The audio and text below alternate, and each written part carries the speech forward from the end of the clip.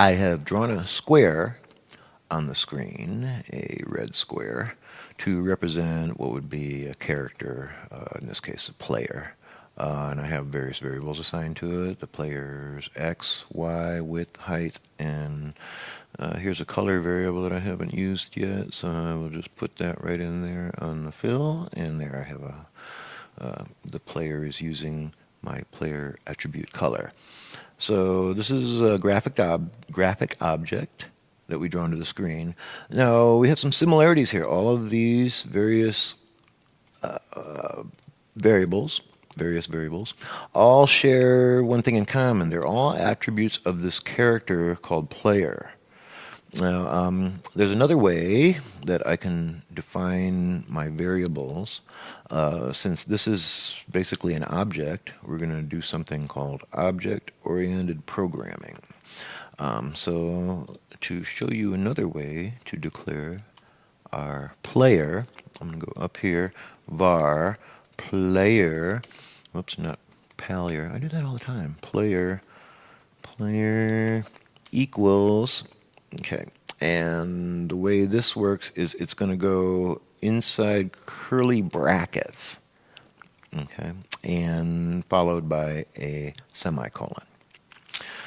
Now, this will be what is known as a JSON object, a simple type of object for JavaScript.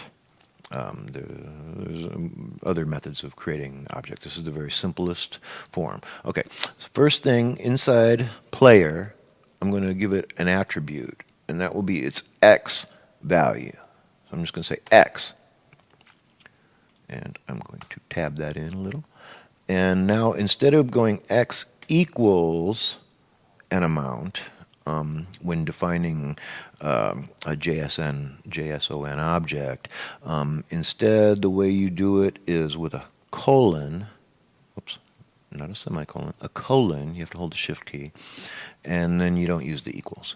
There, that's it. I have defined player value of x. Just for a moment, I'm going to change this to something other than 150. We'll make it 200. Okay, so now, down here where it says player x, instead of calling it that way, I would say player dot x. There. Now I have accessed the x attribute of the player object. Okay, so to add more attributes, you just add a comma, and then I can add a new line and say my y value. Again, colon, not a semicolon. Let's say 150. There we go. So now I've assigned a y value to my player. Let's do the rest. So new line. Also, you could also do it like this. It doesn't have to be on a new line. It's ignoring white space. So I sometimes will have my x and y on one line like that, and then width and height on the next. So the width.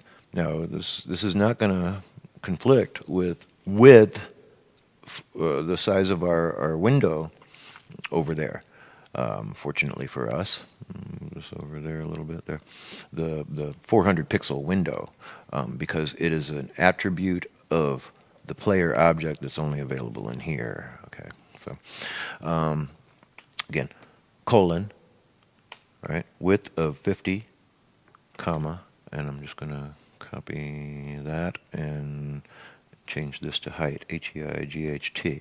So all of these attributes are now available to the player object. So here I can say player.x, and it will use the x value that I have in here. Here, player, instead of capital camel case variable like that, I'll say dot w, width, say. Oops, I see, I still had height, width in there instead of height. Okay, no biggie, no biggie. I'm not demonstrating that right now. Okay, so dot height, oops, back, H-E-I-G-H-T, height, there. See, so now it is using the object coordinates in here to define our player.